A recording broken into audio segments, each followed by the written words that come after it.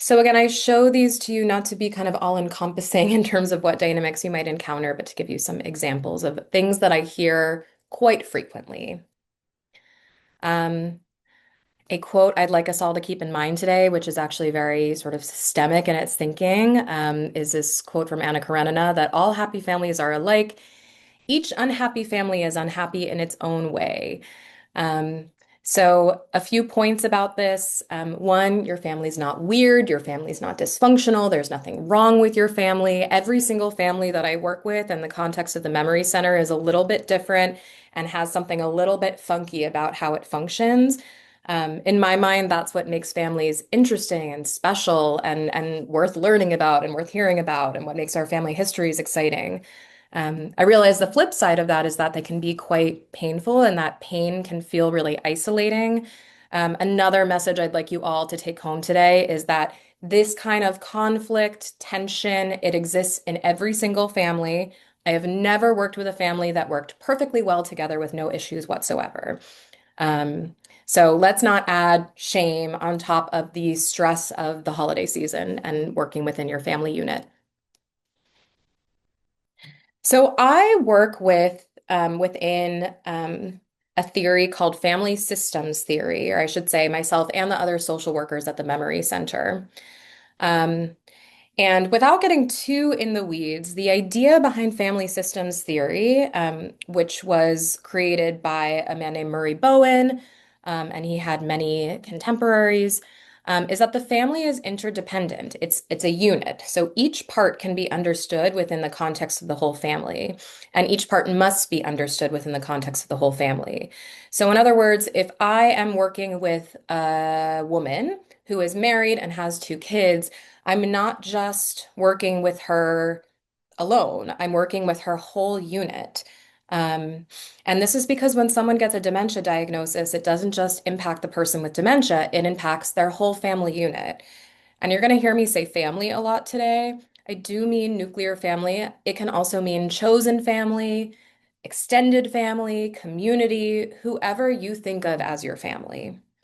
Um, History matters. So even if you're not currently close with your family or living with your family, or even if you don't think your family of origin has impacted you in any way, those relationships, the way you were brought up, live inside of you and do impact you. And as we'll get into later, for many of us, we're returning to our family of origin for the holidays. Maybe we don't do that very often, and so it's probably going to trigger some old historic dynamics. Um, the other part of history matters that Murray Bowen really emphasizes is that patterns can emerge through generations. So the way that a parent relates to a child can repeat itself through two, three, four generations, especially if it's not recognized and worked through. Um, and then finally, each part of the system is influenced by the other systems they're a part of. So that woman who's the mother in the family, let's say she also works. So she is a part of her work system. She's part of society as a system in general. She's part of a system of maybe her friends or a community or some kind of organization she volunteers at. So again, nothing is in isolation. Everything is interdependent and related, and we have to see people in context. Um, and don't worry, we're going to apply this more to dementia shortly. So a good way of thinking about this, again, with apologies to any biologists in the room, I have not learned about the cell since probably elementary or middle school, so we're going to do our best here. Um, but the family as cell is a helpful metaphor that I often use. So think of the cell or the family is always trying to maintain equilibrium. So it's always trying to be stable, basically. Families and cells don't like conflict, they don't like being out of whack. Um, and if one thing changes in the cell, the whole system has to adjust via homeostasis. And we can still use that word in the context of families. In families, this is often subconscious. So, big times where the family is shifting, think about big changes in terms of life cycles. So, a birth, a death, a major illness, such as dementia, um, Kids graduating, going off to college and moving out of the house for the first time. Those pressure points of life cycle events are when the cell tends to shift. Um, let's use this woman that I used in my first example. Let's say she has two kids and maybe she stepped aside from her career to raise her kids, be a stay-at-home mom. And when her oldest kid or her youngest kid rather goes away to college and she finds herself alone in the house again and she's not sure what to do, that doesn't just impact her. That impacts her partner, it impacts her kids, it impacts her friends, it impacts her whole community. Her kid at college might in turn say, Mom seems kind of off. I don't know. I really need some support because I'm feeling homesick and she's not being as attentive to my needs as she historically has been. Her husband might say, I see this dynamic between my wife and my youngest son playing out, and they both talk to me about it, but they're not talking to each other about it. So I feel kind of stuck in the middle or triangulated, as we would say, and I don't know how to handle this. So the whole family system becomes involved. Um, Sometimes that adjustment can become pathological and can cause a loss of function. So in the cell stops working. Ostensibly, scientists in the room, you're going to need to help me out. I don't exactly remember what that looks like. But sometimes people overcorrect, undercorrect for this change in dynamics, don't adjust at all. And the more the family or the cell is stressed, the more homeostatic mechanisms come into play. So the more stress there is, the more pain, grief, sadness, anxiety, all of the emotions that we know a dementia diagnosis and a progression of dementia can stir up that cause stress. The more of those things we throw at a family, the more the family is going to struggle to shift and adjust to this new normal and to all of their new roles. Um, so, giving an example in the context of dementia is think about the person that you might be caring for and what their role in your household was. And it doesn't just have to be something like parent or sibling or spouse. It can also look like he was the leader in our household, or she was the leader in our household, maybe I'll say. Um, this was the organizer. This was the kind of social person. This was who created our social agenda for us and connected us to our friends. And think about how that dementia diagnosis has changed and shifted that role and those responsibilities to others in the household. So if I am married to someone who has Alzheimer's disease, who used to um, create our social agenda and keep us in touch with our friends, and they're no longer doing that, I might look up all of a sudden one day and realize that I haven't seen any of my friends in a really long time, and my whole family system is going to have to shift to accommodate that. I'm going to have to learn a new role. The rest of the people in my family are going to have to accept that I'm taking on that new role. So there's a lot of moving pieces. I should have said earlier, really the Penn Memory Center social workers use the family systems illness model to contextualize our work or to underpin our work, which is, of course, based on family systems model. Um, and the family systems illness model basically says that in Western medicine, Western modern medicine, we see one symptomatic person as the patient, and that's it. Someone comes in, they see the neurologist, that person has Alzheimer's disease, they are the patient, and we must treat that person. In reality, I think we all know, probably everyone on this call knows, that this is a disease or a diagnosis that impacts the whole family, right? It's not just the person who gets the dementia diagnosis, it's their partner, their parent, their child, their sibling, their friend, their workplace, all of the different systems that they interact with. Um, so while we're talking today, if you've ever had this thought to yourself, and I hear this a lot too, where you say, well, it's not really about me. I should be more patient because I'm not the one with the diagnosis. It's not about me. I always say back to people, it's not about you, which I realize is not super grammatically sound. But the idea is that it is about you. It's about your system, your family, all of the ways in which the person you're caring for and spending so much time and energy and dedication caring for interact. It's also impacted by the type of illness. So dementia obviously comes with its own particular needs. the way the illness develops, and then the family's belief system. So everything from their culture, their ethnicity, their race, their religion, all of these signifiers about us. Um, I also want to show this timeline and phases of illness. I think it's a good idea for people to think about where in this timeline you may be with your family. Um, just a second ago, I talked about how when cells are under great periods of stress, those homeostatic mechanisms or the kind of attempts to rebalance can become more intense, can increase. And these moments at the bottom of this timeline and phase of illness are moments of increased and acute stress.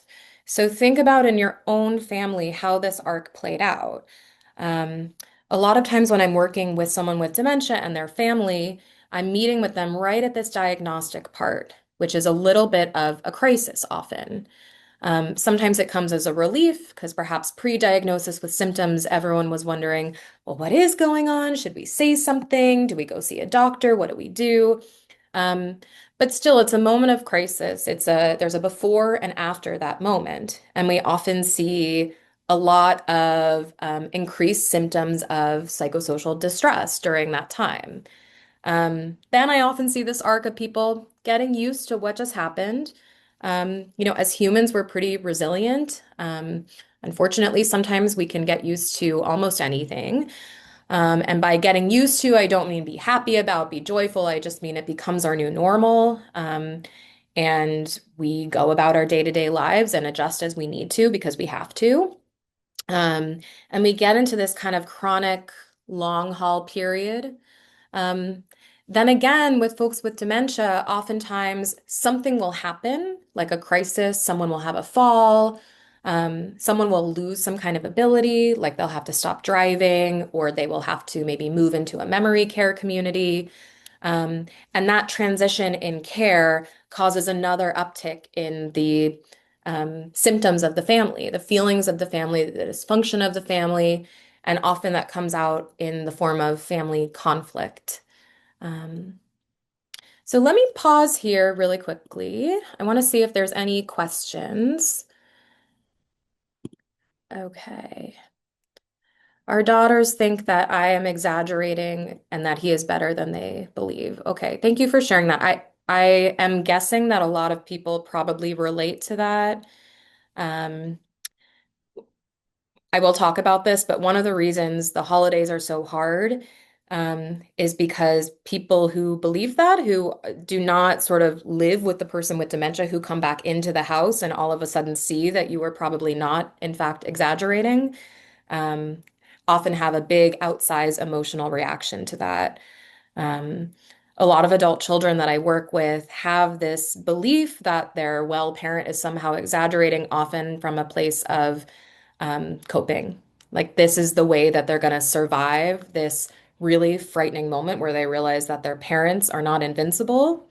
Their parent is changing and that role is shifting. So it's easier to say, oh, it's not that bad. Um, it's harder to say that when you come home and spend a lot of concentrated time with someone at home and really see in real life what's going on. So thank you for bringing that up. Okay, any other questions before I move forward? All right.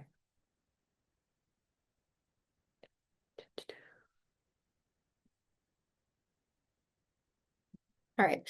So many of you know me, have worked with me before, have done memory center things before, so you're probably familiar with this concept of ambiguous loss. But just in case, ambiguous loss is a form of grief. It's a form of grief that many caregivers for people with dementia experience. And basically, it means the experience of caring for someone who is here physically, but not here mentally or psychologically. It was coined by an amazing psychologist named Pauline Boss, who has written a lot about family caregiving and dementia, and I encourage you to check out her reading if you're interested. But this feeling of seeing someone who looks pretty much the same way they looked a year or 2 years ago in front of you, they're standing there, they're alive, they're present, but they're different in very fundamental ways. Their personality, their thinking, their logic, pretty much everything about them is impacted. Um, ADRD, by the way, stands for Alzheimer's disease or related dementias, can cause unpredictable, this should say symptoms rather than memory loss. So cognitive symptoms that come and go. So you get stuck on this kind of roller coaster of absence and presence, meaning one day someone might be functioning really well, the next day they're having a harder day, and your feelings about them on both of those days are going to change as well. Um, there's many small losses over a long period of time, and there's no real closure, ceremony, or community recognition like in quote unquote regular death. So, if someone in my extended family dies right now, I'm Jewish, so I would go to the funeral and then I would probably go sit Shiva with the family, send a card, send flowers, perhaps send a donation to the Penn Memory Center. Had to put a plug in there. And I know what I should do. They know what to expect. And there's a very specific ritual around this. And most people have something like this in their families, depending on your religious or cultural background. Um, with the types of losses that happen with dementia, there's small losses over a period of time that don't often get recognized. So the first day that your spouse doesn't remember your name, that's a huge, painful, traumatic loss for a lot of people. But it's a very private, isolated loss. Unless you're telling people about it, which I hope you are, but many are not, people won't recognize that. They don't know it's happening. Even if they know it's happening, they might not know what to do about it or how to help you. There's no prescribed, ingrained ritual. Um, and so these losses tend to go unrecognized, and leaves people with this kind of icky, ambiguous feeling on top of their grief and their loss. Um, in addition to this, there's also this concept of secondary loss. So these are sort of the ripple effect losses that come from a primary loss. So the loss of your loved one who you're caring for with dementia is your primary loss in this example. And the secondary loss are all the things that change as a result of that loss. So, since we're talking about the holidays today, I focused on that. Holiday traditions often have to change. Who's present at the holiday changes. And then often around this time of year, a lot of people I work with have a very hard time because they think of the holidays or the end of the year as a marker. And it's sort of a natural moment to reflect on where you were last year, last holiday season, and how things have changed in your family, but often in the function of the person you're caring for. Sometimes it's also an unhappy look forward. So people will often say to me at this time of year, you never know, this might be the last time we can all get together. So it puts you in a really intense kind of pressure cooker of emotions.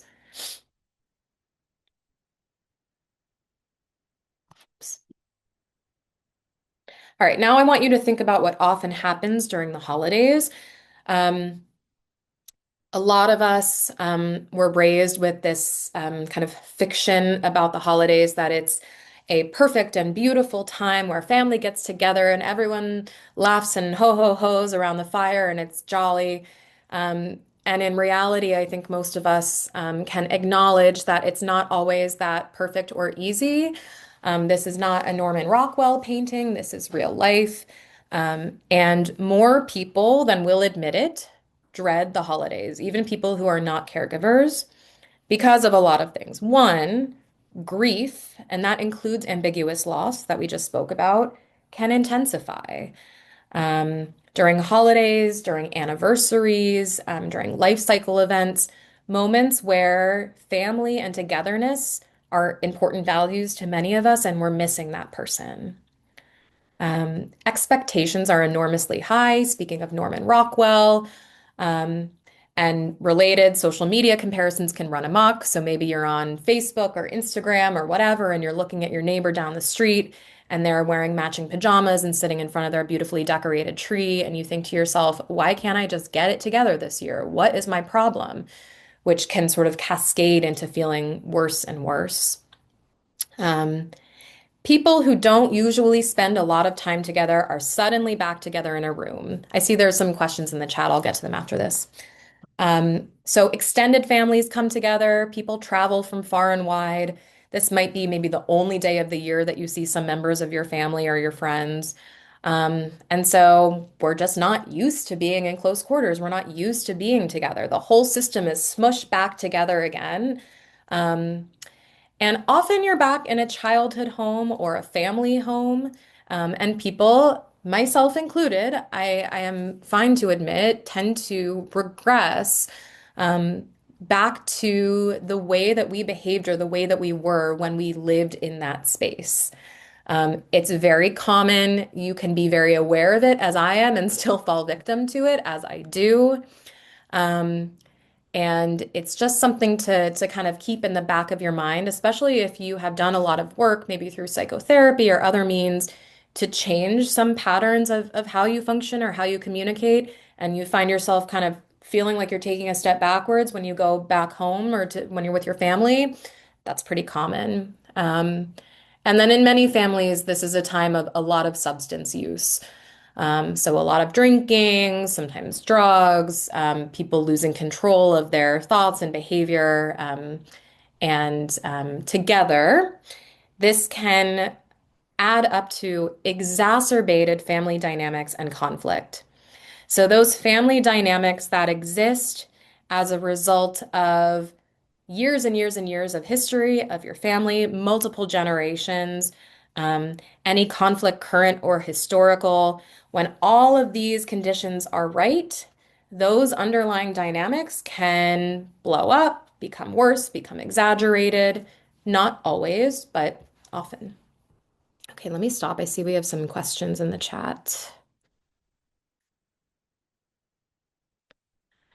Okay, any suggestions on how to handle holiday callers? Mom is running hot and cold. Sometimes she's perfectly open to having a conversation with an aunt, uncle, old friend. 5 minutes later, she is yes, no, or non-responsive to folks on the phone. That's a really good question. I'm going to ask you to hold that for a few minutes because we're going to come back to that when we talk about practical tips at the end of the conversation. Is it better to attend family gatherings even though the family will witness the change in the person with dementia or avoid and make new traditions? My husband functions well in the present. It's the memory that is difficult. You guys are asking really good questions. I promise you, hang tight for 1 second. We're going to get there.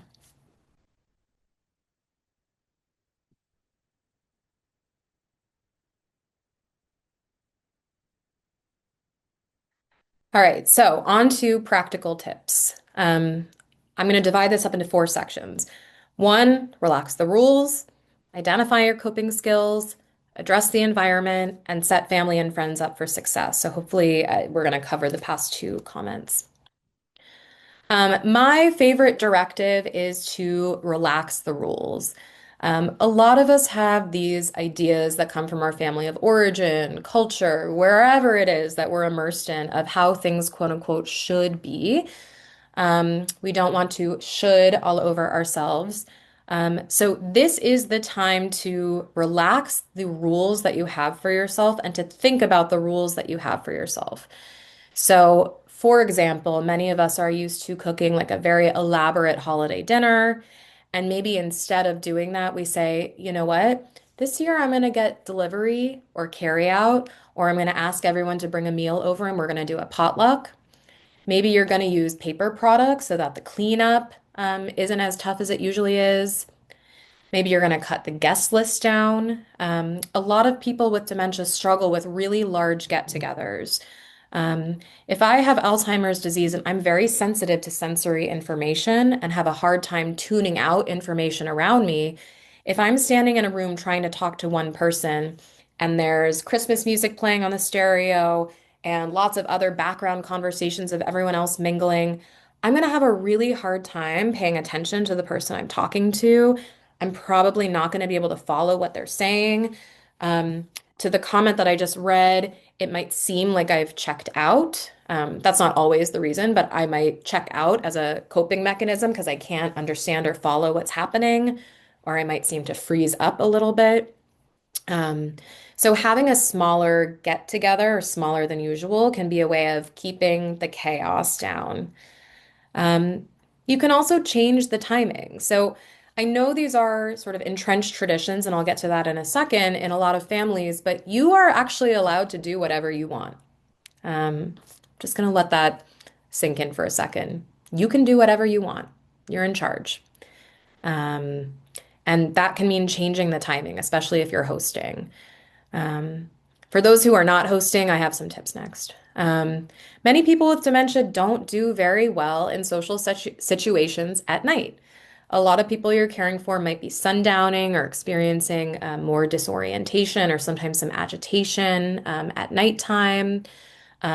Or even if the person you're caring for isn't sundowning, they're just tired at the end of the day. The same way that we get tired at the end of the day as caregivers, but we can sort of compensate for that. Um, Many people that I work with do best first thing in the morning, right when they wake up. Not everyone, but many. So you could consider having a brunch instead of a dinner, having a happy hour instead of a meal. So maybe this helps you bring people in and out and stay in your house for an hour and then leave.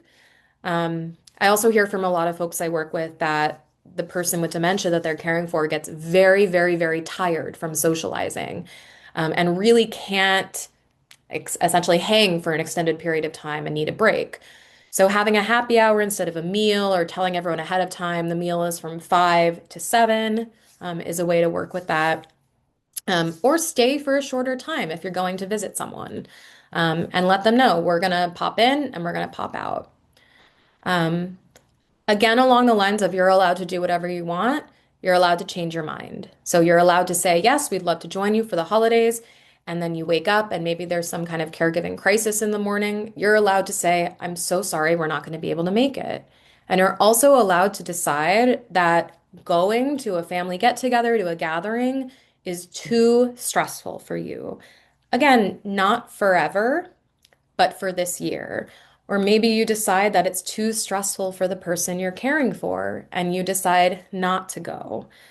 Or maybe you go, but you ask for some help, which I'll give a script for.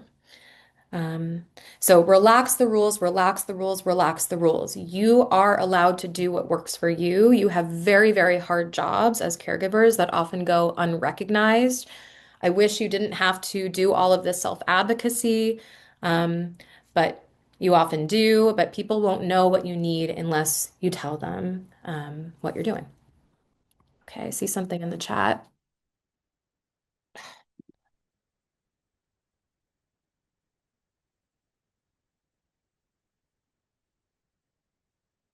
Okay. All right, so to that end, I don't mean to suggest that holiday traditions and things that are important to your family are easy to kind of throw out the window.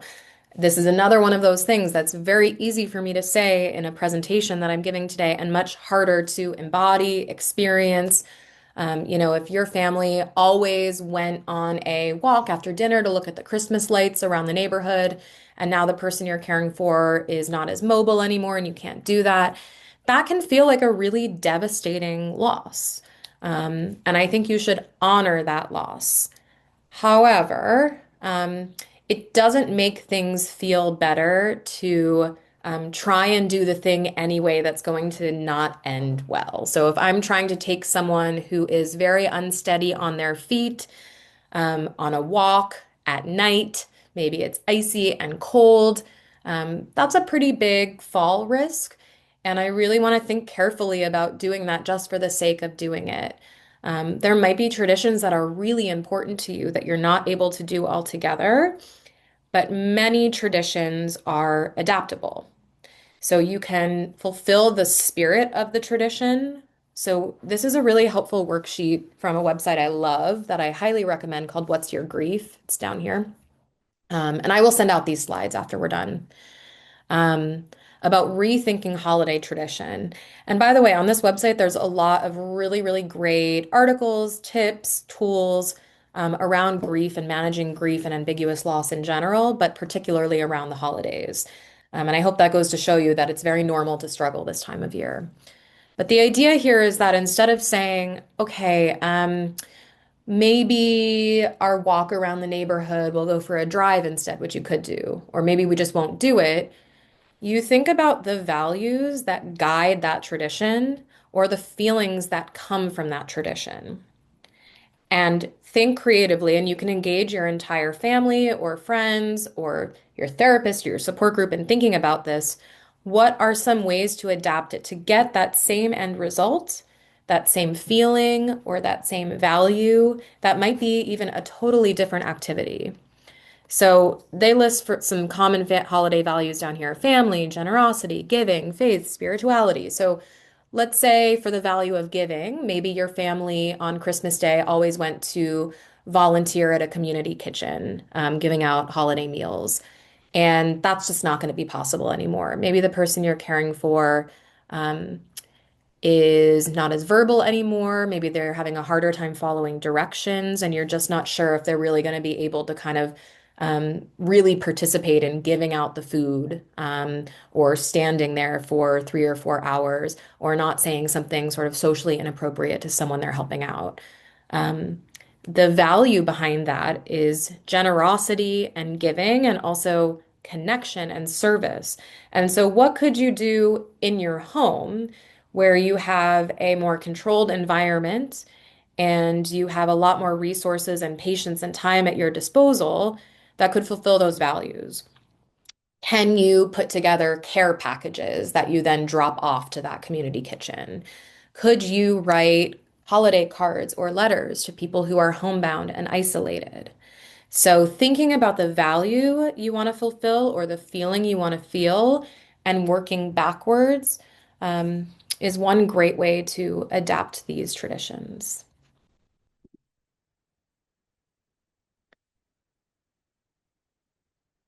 Okay, would you address the situation of a person now living in a care facility and their caregiver needing to make arrangements for them to celebrate the holidays when they have both memory and mobility issues? Yes, I can absolutely do that.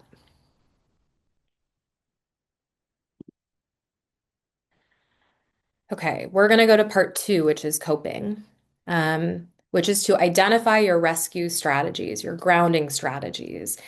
This is what you're going to use when you are with your family, you are with your friends, and you're at a holiday get together, and you, as the caregiver, feel like you're about to explode. Um, those family dynamics, those historical conflicts and tensions are creeping up out of the woodwork, and you can feel yourself about to react. Or maybe you've reacted already. No shame in that, no judgment, and you need to recalibrate. I want you to think ahead of time about what your rescue strategies are, what your grounding strategies are. So, number one, please take a break. Go for a short walk outside, go lock yourself in the bathroom for 10 minutes, um, and cut yourself a break, especially if you've reacted in a way that you're not super proud of. Again, I love to throw myself under the bus. I just saw my entire family over Thanksgiving, and so I got a crash course in this. And lest you think that I, as a social worker, reacted perfectly in moments of conflict and tension, I certainly did not. I raised my voice. I regressed a little, got a little whiny with my parents. So you're going to need to take a break and cut yourself a break too, and understand that you're under a lot of tension and pressure. Go outside and move your body. So, a brisk walk, some stretching. It doesn't have to be anything crazy. Even just standing up and sitting down a couple times can help reset.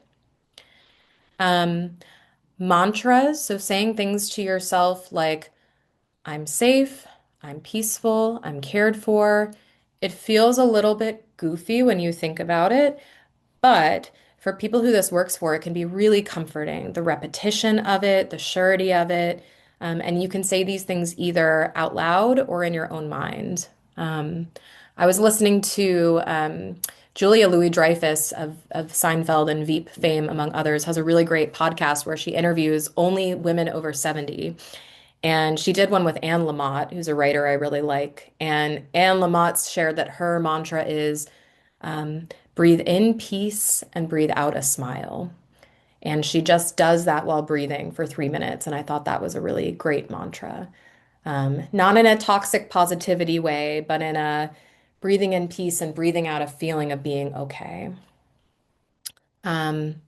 I'm gonna stop my screen right here so I can demonstrate the next two.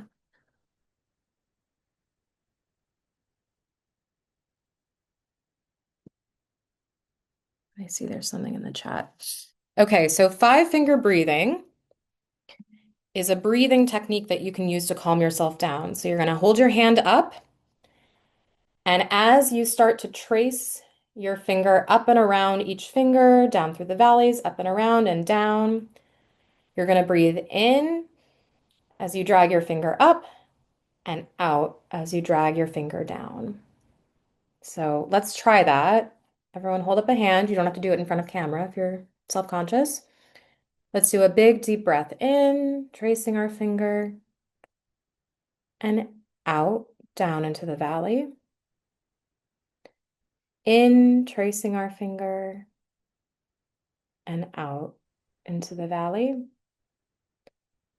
In, tracing our finger, and out through the valley. Okay, and you can do that as many times as you need to. Um, but it's a helpful physical reset.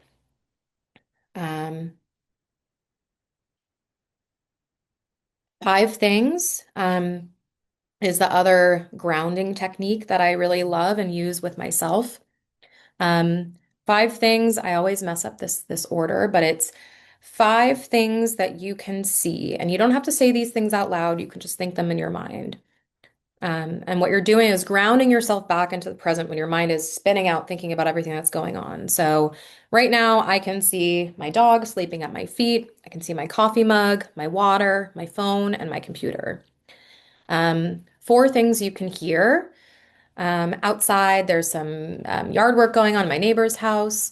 I can hear the sound of my own speech. I can hear my heater just kicked in and made some kind of funny sound, which is a little bit troubling, but okay. And I can hear myself banging on the table. Three things you can touch. I can touch the table, I can touch my sweater, and I can touch my phone. Two things you can smell. So I can smell my coffee next to me. I can smell the remnants of my lunch from earlier. And one thing you can taste. So I had a sip of coffee just now. I'm relying very heavily on the coffee today, but I can taste still that aftertaste of the coffee in my mouth. And again, this is another thing you can do as many times as you need to do until you feel yourself coming back down to earth and grounded. And it's also a great thing to do with a person who has dementia because it's very specific, very literal, and very rooted in the senses. Okay. Okay, in the chat I have um okay. Yes. Let me get through the next section, then I'm going to come back to these.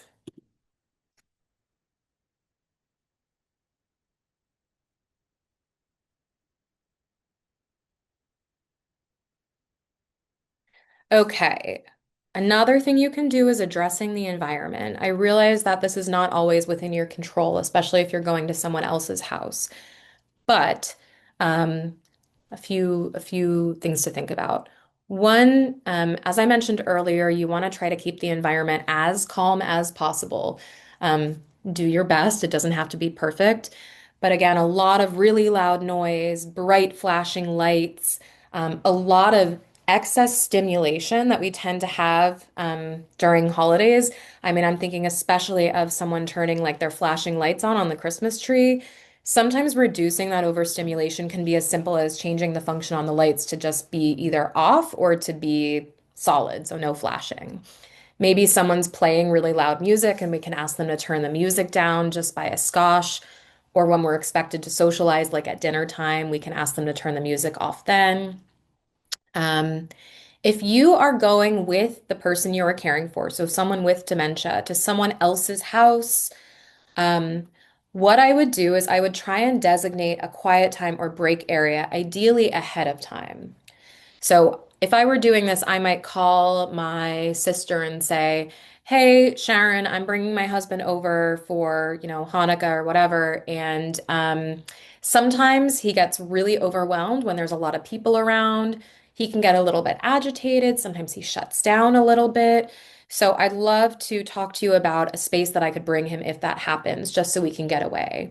Is there a spare bedroom, basement, office, somewhere that we can close the door and use some grounding techniques, use some coping skills to come back down to earth until we're ready to rejoin the group? I would also try and ask about accessibility needs ahead of time. So, the people you're caring for might also have physical impairments. They might be unsteady on their feet, they might have joint pain, they might be dealing with incontinence. Um, and the last place you want to be is someone's house where you need an accessibility aid, um, and they don't have one, and it is a holiday and everything is closed and you're stuck. So I want you to think about and ask about those accessibility needs ahead of time. So things like, how many steps, if you don't know this already, how many steps do I have to climb to get up to your front door? Is there a bathroom on the first floor, or are there extra steps up to the bathroom? Um, Is there room for a second person in that bathroom on the first floor, or is it a tiny little powder room where only one person can fit? Um, if the place you're going is not set up for you, you can offer to bring accommodations, so bring something like a toilet riser, or there's many families where the relationship is such that you could ask and say, "Hey, do you mind just getting one of these for when my mom comes to visit?" And storing it in the closet, or I'll keep it in the trunk of the car. Um, I think that's a very reasonable ask. Um, as I said earlier, try to avoid flashing lights, loud music during meal and conversation times. Again, this is an ideal circumstance. You don't always have control over this. Um, and providing contrast at the dining table. So I'm looking at my table right now, which in my house is sort of a dumping ground for papers. But if I had dementia, I would have a very hard time differentiating between what was on my plate that I was supposed to be eating, um, and what was not relevant. So maybe this pile of magazines over here, this pile of mail over here. I might get very distracted and start attending to that, or maybe even putting that in my mouth instead of the food that I'm supposed to be focusing on.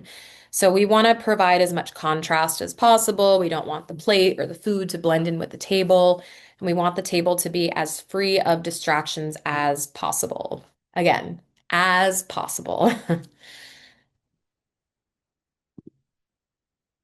Okay. I think we're going to get into now some of the questions that you all have been asking in the chat. And I will revisit after these slides to make sure that I'm going over these individual situations. So we want to set family and friends up for success. I think a lot of people that I work with, a lot of caregivers that I work with, will say things to me like, our family and friends have just dropped away. They don't show up anymore. They don't ask me how I'm doing. Um, and that is valid. That is very real phenomenon. I hear that almost universally from people, no matter how supportive their support networks are. I think as human beings, when we don't know the reason for something, our brains naturally try to fill in the blanks. And a lot of us kind of assume the worst. They were never really our friends. They don't care about us. They don't want to help. Um, that might be true, but I do suspect from talking to a lot of these people's friends and family directly that often the reason they're staying away is because they're uncomfortable. They don't know what they're supposed to be doing. They don't feel like they know how to support you. They've never experienced anything like this before. And I know it really sucks, to be fair, to put that extra onus on you as a caregiver to say, if you want people to show up for you in a specific way, sometimes you need to tell them what that way is. Um, but there's often no workaround for that. And if it feels like too much of a burden for you to tell them, is there someone else in your family who's a little bit more removed from the situation who can communicate with the rest of the family or extended network about this? So, for example, and I actually have an example letter next, which we'll see. You want to let family and friends know what to expect and how you typically handle it.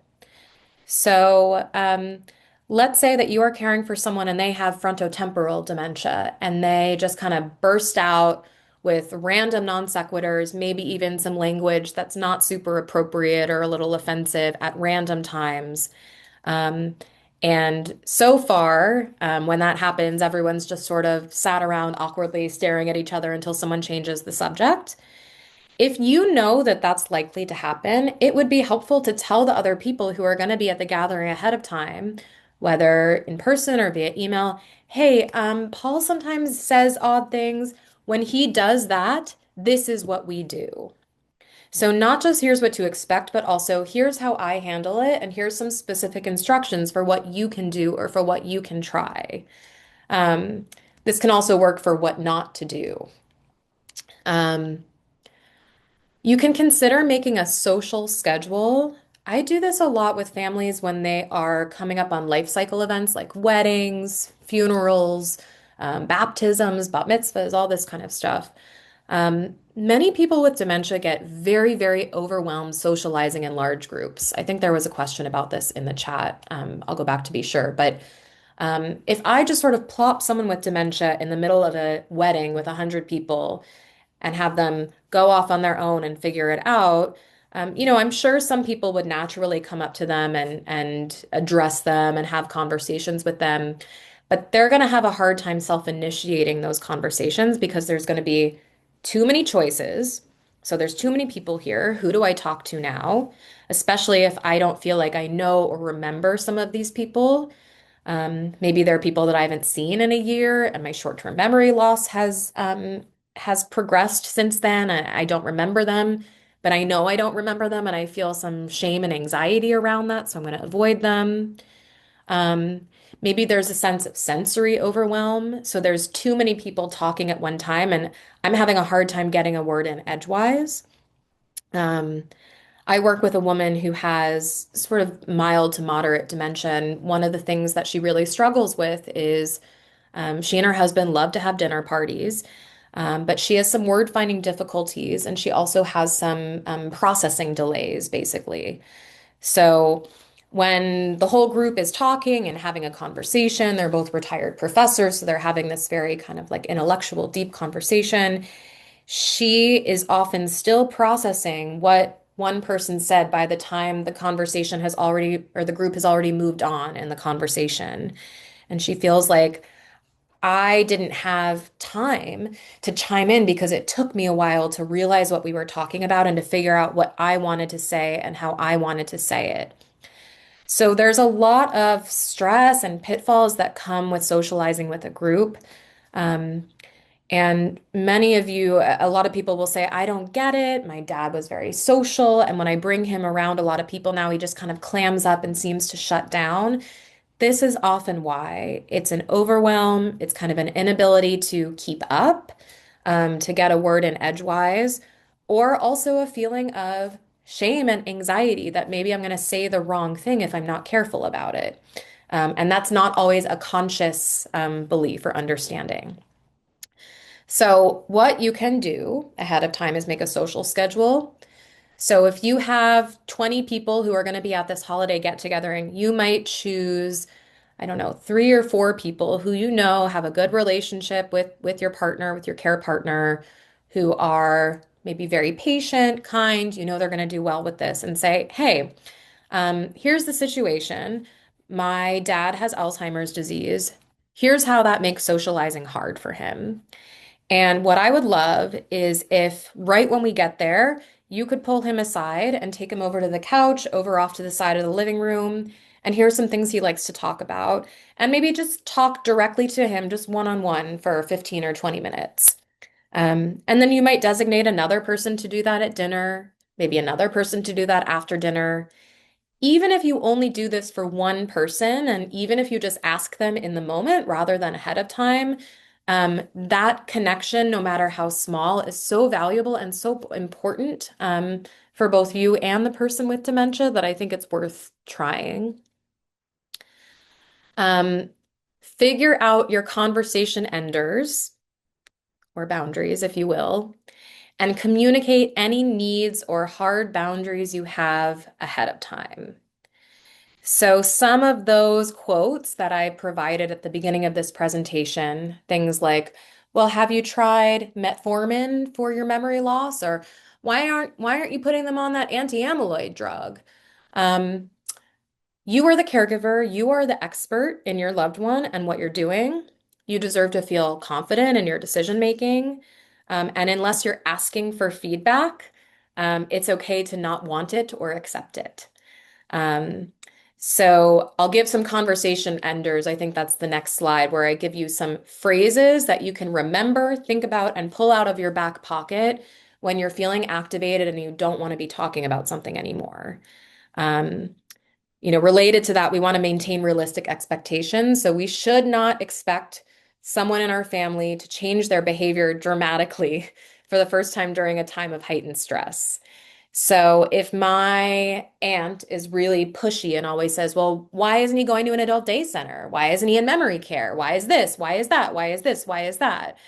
I'm going to think about those patterns. I'm going to think about those family relationships before I show up to the holiday get together and think about what boundary or kind of hard rock or conversation ending phrases I might need to use in that situation. I probably shouldn't expect that person to change dramatically, even if I ask them to ahead of the holidays. That might be something to work on in therapy or in family therapy or even just one-on-one outside of the stress of the holiday season, and gently and with assistance and approach sensitively. Um, for the holidays, you might just need to come prepared for people to kind of be a little bit on their worst behavior and how you're going to respond to that, knowing that if you can't control them, you can control yourself and your reaction. So I'll give you two examples here. This is an example of an email that you might send out, depending on your comfort level. With disclosure, this can have as much or as little information as you need. Um, so I'm not going to read this whole thing. I will send this out afterwards, but I'll point out a few things. One, um, we gave some factual information about what the diagnosis is. You can also just say, Bob is having some short-term memory loss. So if you feel you want to be more private about this, you can just give some vague details. Um, you want to share some updates with people about how this person is doing. Often this can help cut back on feelings of shock, disbelief, and those feelings often cause people to shut down. So I gave an example of a quote at the beginning of this presentation. This was a woman who I worked with a few years ago, whose husband was very, very outgoing, very social. And she would often host his former coworkers, his friends, his family, at their house just to come visit him, not necessarily at the holidays. And it used to drive her crazy because she was really stressed out, kind of barely hanging on, trying to keep a brave face. And then her husband's work colleagues would show up, would be shocked by the decline in her husband since the last time they saw him, and would like immediately burst into tears and go to his wife, the caregiver, to comfort them. And she was really at the top of her functioning. She had no more emotional energy to give. And it made her feel like, I don't want to have these people over because I can't take any more of this. I need to be comforted. I don't feel like I have this to give right now. And I don't want to, frankly, deal with five sobbing men in my living room right now because I'm already dealing with that with my husband. So we're not always going to be able to stave off people's emotional reactions. And if your loved ones are having emotional reactions to progression, I don't say this to shame them. Everyone's allowed to have their feelings. But sometimes it can help cut down on the intensity of those reactions to give a little bit of a warning shot. Heads up, these are some things that are happening. The other thing you can do is be very specific about what these people can do in response. And by the way, you can use this script when you're asking someone for respite care outside of the holiday season, um, when you're going to a different kind of family gathering. But you might say, hey, my dad actually repeats himself a lot in conversation, and he might ask you the same question 3 or 4 times. When he does this, I know it's frustrating, but I just try to answer the same way every time, and then I redirect him. Um, and some things that he likes to talk about are X, Y, and Z. Um, or I might say, Bob is eating odd combinations of food at the dinner table or using utensils in strange ways. As long as what he's doing isn't dangerous, We don't intervene and we don't comment on it. So you can also take the pressure off of people to have to do something all the time and let them just be. Um, a lot of caring for someone with dementia, as many of you know, is asking yourself the question, why do I need this to stop? Why do I want this behavior to stop?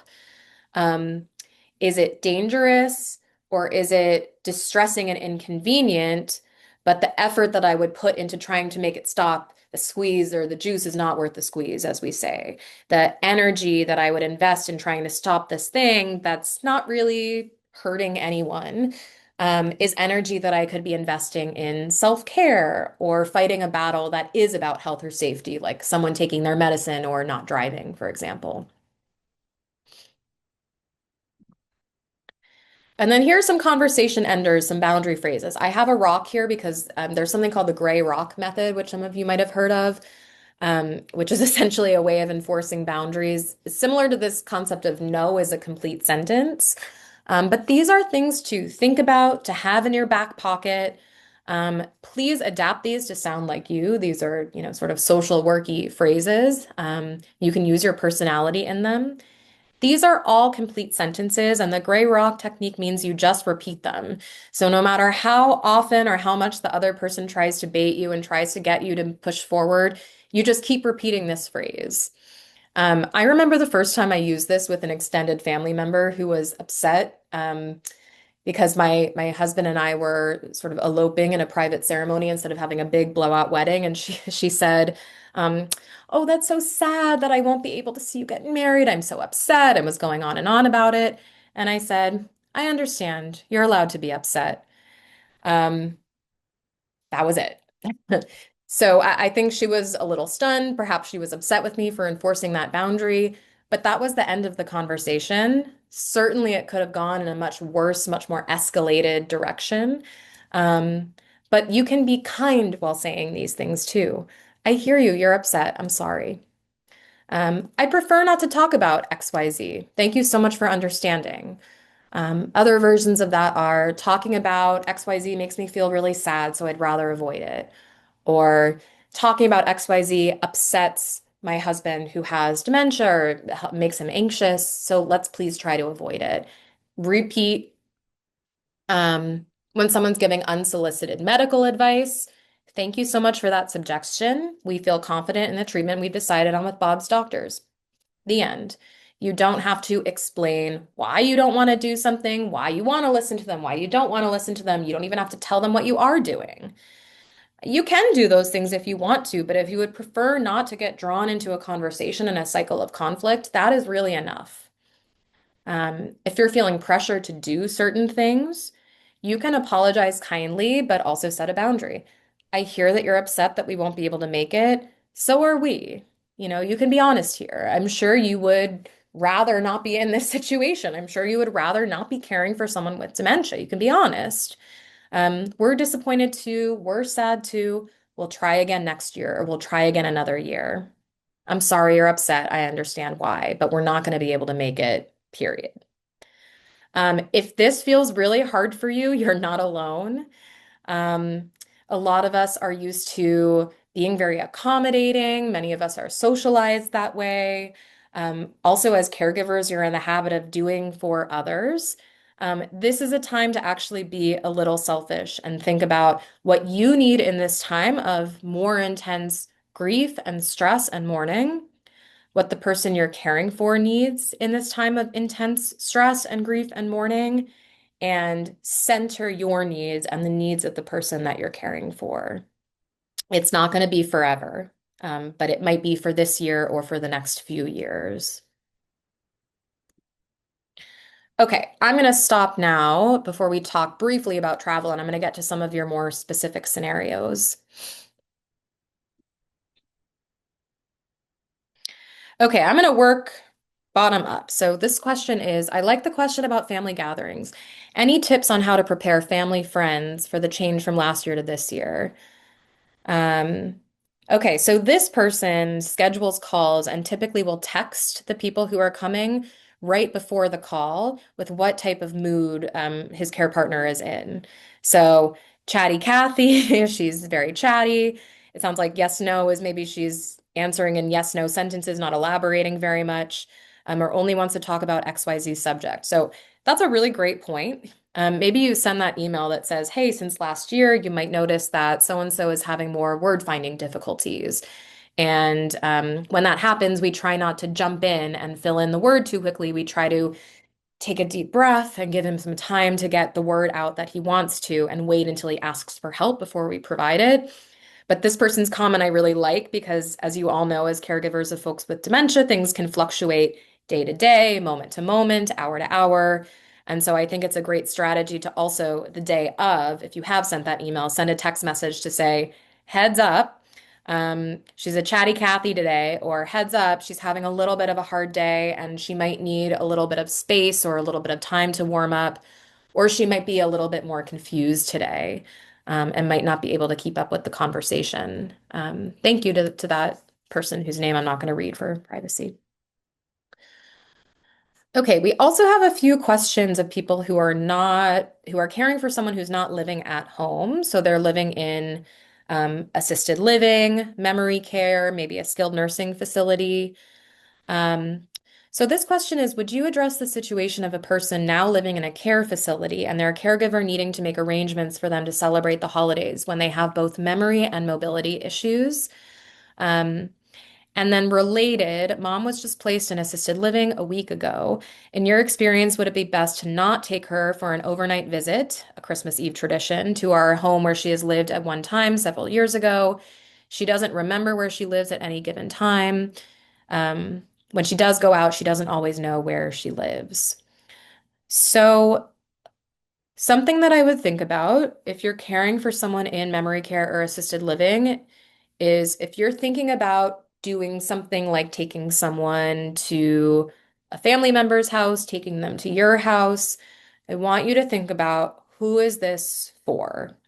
I want to be clear, I'm not accusing any of the people who are asking these questions of, selfishness in any way, but a lot of the time people will come to me and say, well, it's important that mom spends the holidays here or with these people. She's going to feel sad if she's not there. Um, I think you really want to take a step back, take a few deep breaths, and think about whether she is going to feel sad to not be there or whether you're going to feel sad that she's not there. Um, for a lot of people who are in care communities, their dementia has often advanced, not always, but often advanced to the point where leaving familiar environment can cause a lot of disorientation, a lot of agitation, a lot of confusion. And in that case, sometimes bringing someone outside of their environment is actually more stressful than enjoyable for them, especially if some of the conditions that we talked about, like a lot of crowding, a lot of heat, a lot of noise, maybe a lot of people who are going to be in conflict, perhaps even yelling at each other at the dinner table, for example, are going to be there. Um, you really have to kind of be honest with yourself and say, um, am I bringing her here or am I bringing this person there because they're going to enjoy it? Or is it because my idea of them from 10 years ago is of someone who enjoyed this, or because I'm going to feel really, really sad if they're not there? And by the way, feeling sad that they're not there, that's very reasonable. Maybe that is a reason why you bring someone with you. That is perfectly okay. You're not going to hurt them by taking them out of your environment. But if you do know this about them, you should make some arrangements in advance.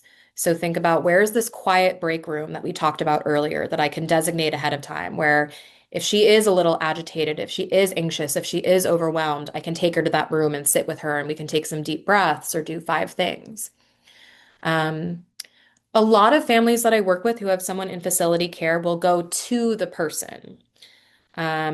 So they will go to them, decorate their room, decorate a tree, a menorah, whatever it is that you're celebrating, um, and bring family and friends in succession to the facility. Especially for the person who commented that her mom, just moved a week ago. I think that is a particularly sensitive time right after a move to assisted living or to memory care. Um, and I often advise families in general not to take someone out for at least 4 to 6 weeks after they have moved into assisted living so that they can settle in, get oriented, get comfortable and familiar with their new routine, and understand that this is where they're living now, especially if there was conflict about the move, especially if they're not particularly happy about living there. Um, Bringing them back to a home that they moved out of, or perhaps a home that they want to live in, that they used to live in at one point, can extend that period of adjustment and can exacerbate the growing pains or conflicts associated with that move. Um, so I guess to sum up what I'm saying, in short, this is a very much a know thyself situation and know the person you're caring for. When you switch them from environment to environment in other settings, how do they do? If you're not sure what the answer is to that question, maybe you try a little bit of an experiment before the holidays. So to these people who ask this question, if you're not sure how they're going to do, maybe you take them on a little like trial practice outing.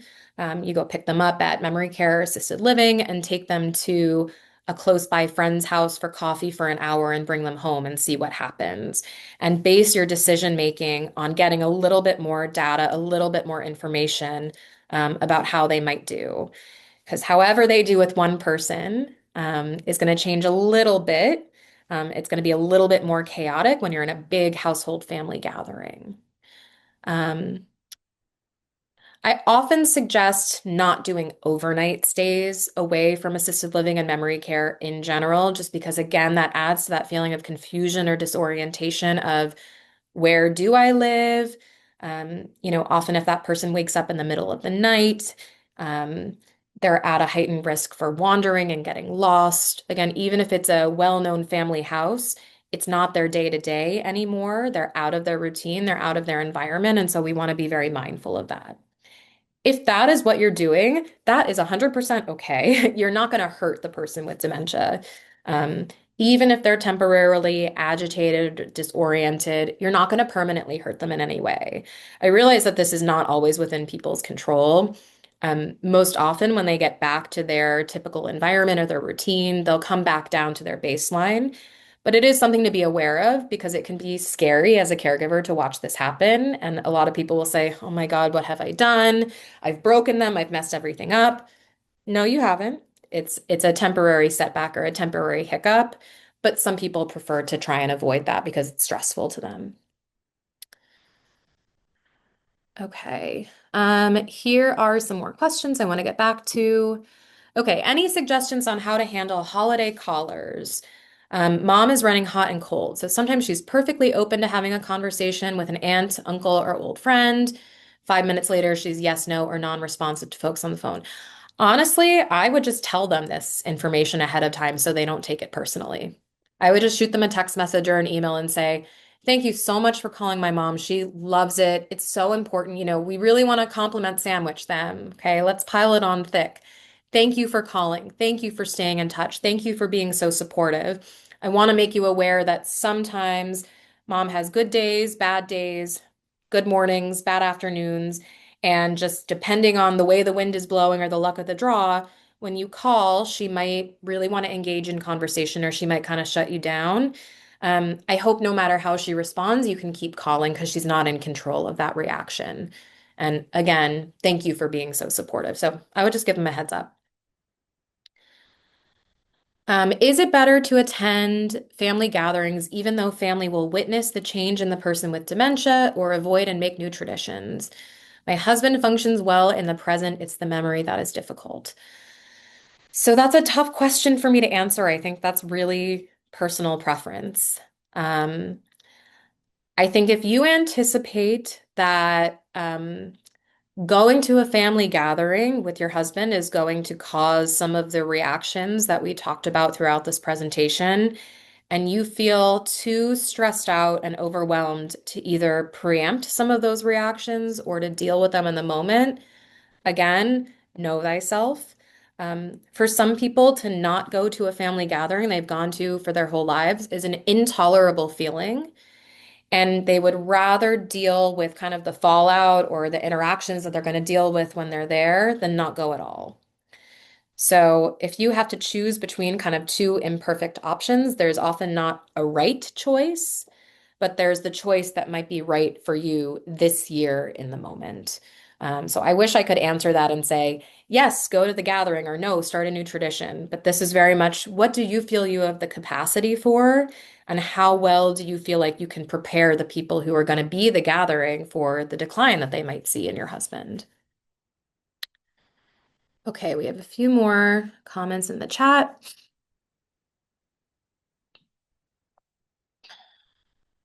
Okay. We also have a comment. Thank you to this person for mentioning this. It isn't just how they, I'm assuming the person with dementia are in the moment, but also how they are the next day. Thank you for bringing this up. A lot of people with dementia will have a little bit of a collapse, kind of a restraint collapse. Many of you may have noticed that the person you're caring for is able to essentially kind of cover for themselves in social situations, especially at the beginning of the disease.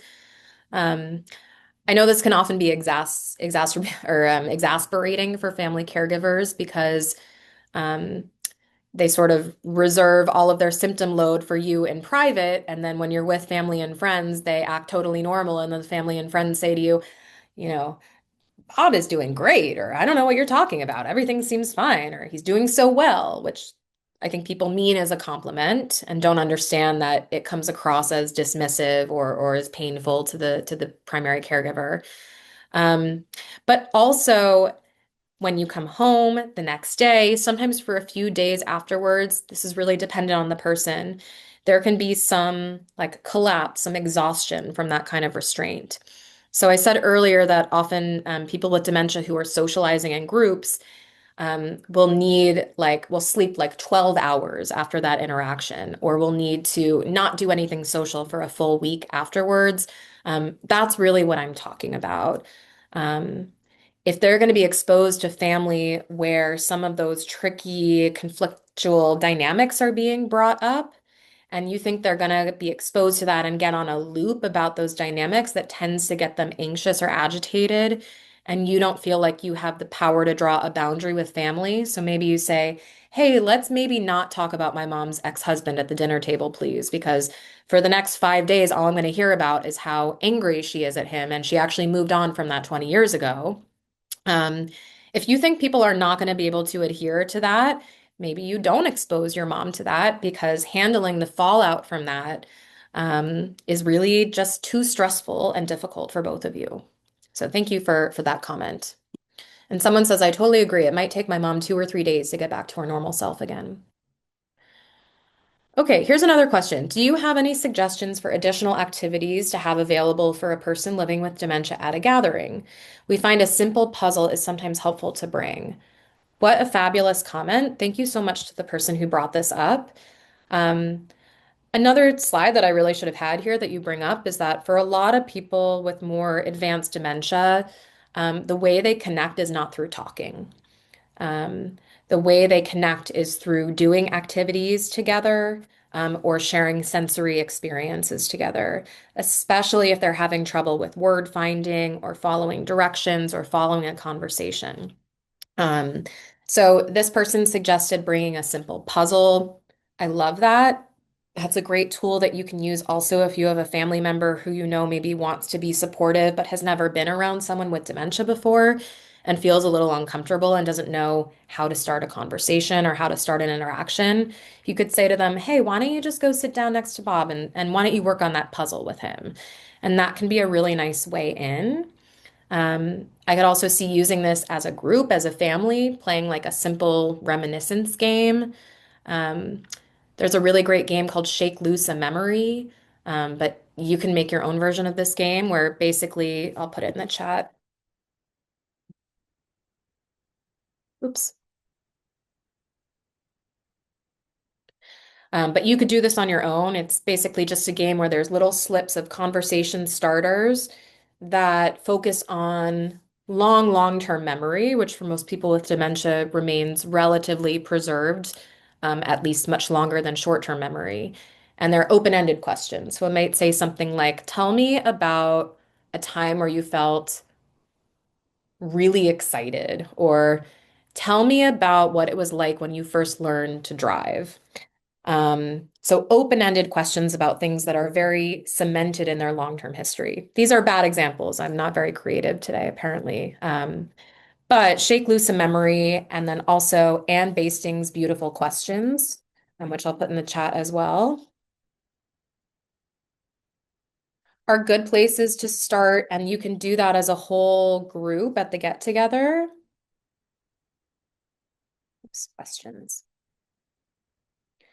I could also see using this in the case of someone getting overwhelmed and needing a break, is maybe taking them to another room and doing a puzzle or doing something repetitive with them could help soothe them or ground them.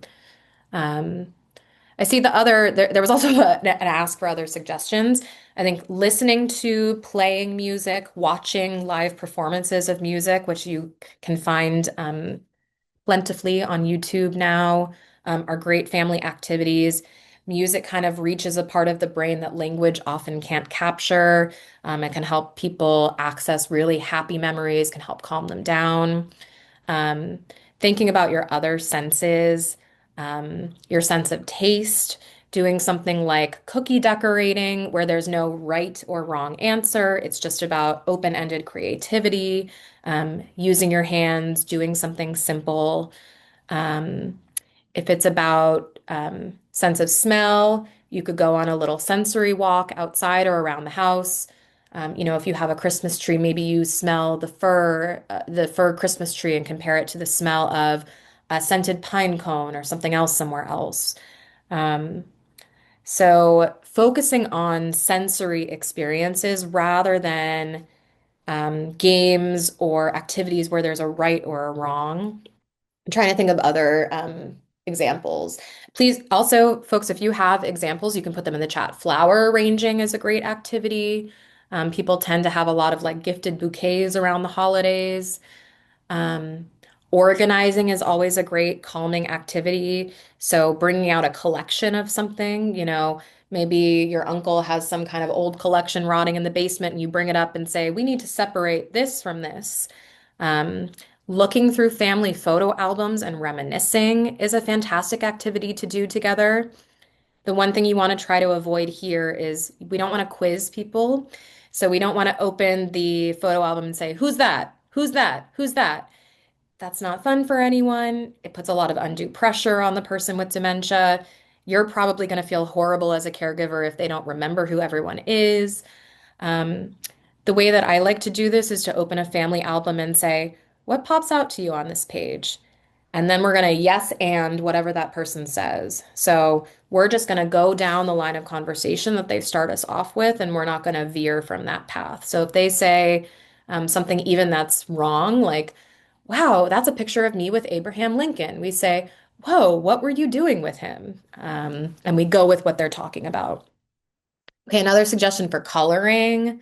Game Uisi. I don't think I know that one. Um, but coloring, pencils, crayons, I love that. I like collaging as well.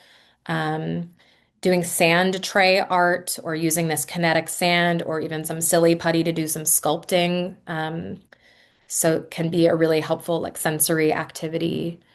Um, Okay, some people are asking in the questions. Yes, I will include my suggestions when you send the presentation. I think what I'll include is we have a one pager that we use in our caregiver class where we list some good short activities for folks with cognitive impairment.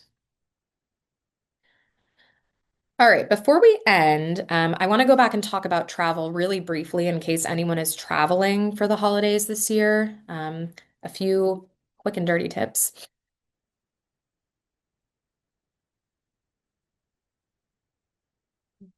Okay, so like we said earlier, changing environments can cause increased disorientation and different behaviors than you're used to. This is not permanent. For some people, it's a reason to not travel. For some people, travel is really important value to them, and so they are willing to cope with this in order to travel. Both ways are correct. There's no right or wrong here, but it is something to know about. Changing time zones, particularly, can exacerbate this. Um, so you want to plan for a lot of downtime and a lot of buffer time. So if you used to fly out to visit your family in California and you would go right from the airport to a big holiday lunch and then a walk and then another activity, maybe you fly out a day early and the only activity that day is the flight. And the next day you do all of those activities. Um, Try not to do more than one or two big group activities in a day. And for every activity you do, you want to plan for a lot of downtime, a lot of rest time.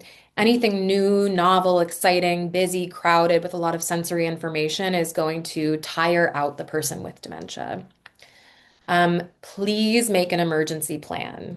So, part of the increased disorientation and changing environments and different behaviors is that you might be caring for someone who's in a earlier or more moderate stage of disease, who's never wandered or never had an episode of incontinence or never engaged in some of what we think of as markers of later stage disease. When they're in a new environment, those things might happen. It doesn't mean they're always going to happen from now on, but they might happen in a different location. And I want to make sure that you feel like you have a plan for them. So, the thing that I worry about the most, frankly, with travel is wandering. I've heard a lot of stories, especially when people stay in hotels, of someone getting up in the middle of the night and trying to find the bathroom. They don't know where the bathroom is. They end up leaving the hotel room, ending up, best case scenario, wandering the halls, worst case scenario, wandering the streets outside of the hotel. So if you don't have this already before you travel, please, please, please get an ID bracelet or a tracking device for the person that you're caring for. An ID bracelet can just say your name, you as the caregiver, and your contact information. And make an emergency plan as well. This should be pretty quick. All you need to do is write down some emergency phone numbers and say, here's who I'm going to call if I'm having an emergency in the middle of the night, basically. It doesn't have to be anything extensive. Some other tips for traveling. If you are driving, I would try to pre-plan some stops along the way. So breaking up longer drives into shorter chunks. And that might look like we do 2 or 3 hours in the morning, and then we stop at this rest stop, and everyone gets out of the car and stretches and has a meal, and then we do the rest of the drive.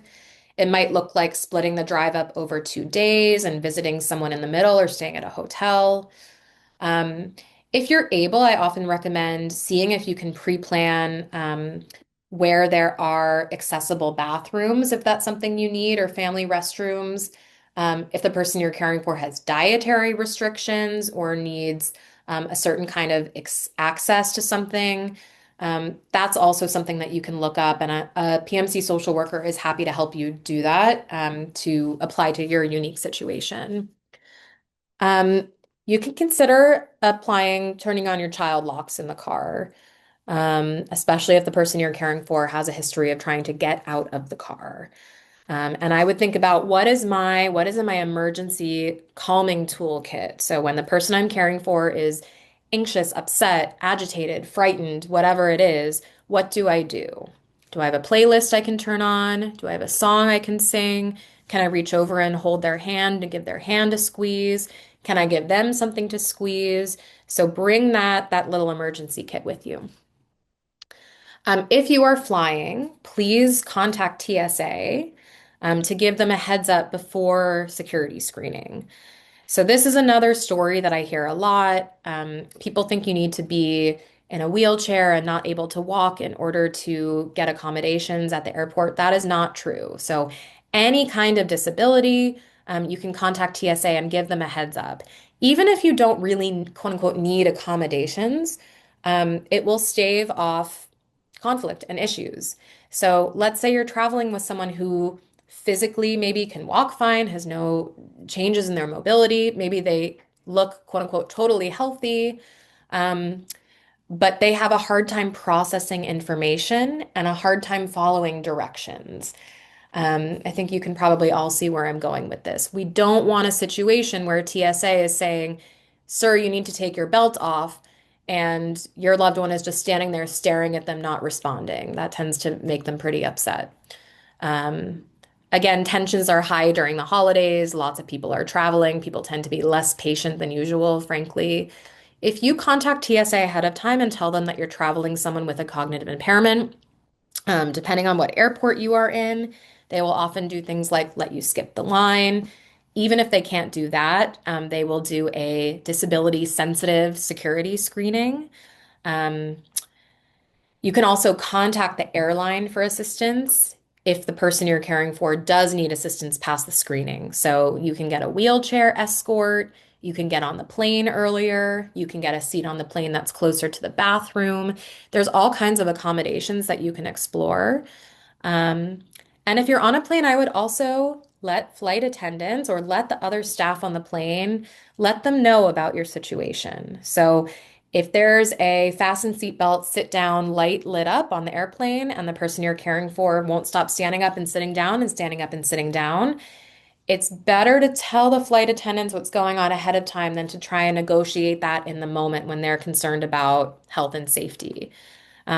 Those of you who are memory center patients might have seen our little cards before. They're diagnosis disclosure cards that say, please be patient. Um, the person that I'm staying with has a cognitive impairment or has short-term memory loss.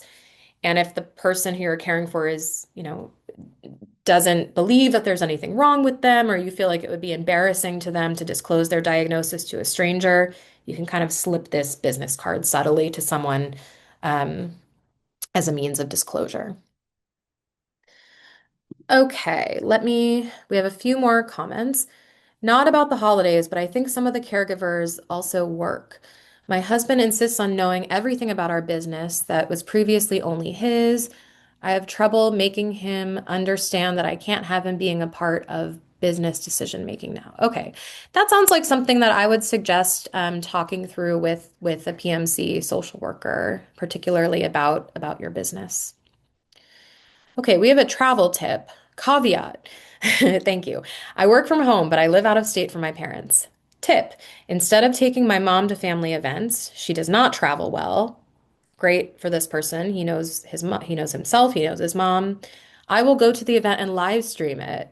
What a fabulous idea. I have my iPad set up at home, so all she needs to do is answer the call to start a meeting, or a neighbor or her caregiver will start the iPad for her. What a fabulous idea and a really creative workaround for someone who wants to be involved in the get together, the gathering, or performance, or whatever it is, but doesn't do well with traveling. That is a really great compromise. Thank you to the person that shared that. Um, Also a tip from that same person. Yes, the PHX airport. I don't know if you meant Philadelphia airport. I've seen this at a few airports. I recently flew to Austin and I saw it at the Austin airport. Has a special lanyard that identifies a person with a hidden disability, and they will even give you an ombudsman to talk you through the airport experience. Yes, so there's a lot of help and supports out there that come after diagnosis, disclosure, and a little bit of advanced planning. All right. So that's my presentation.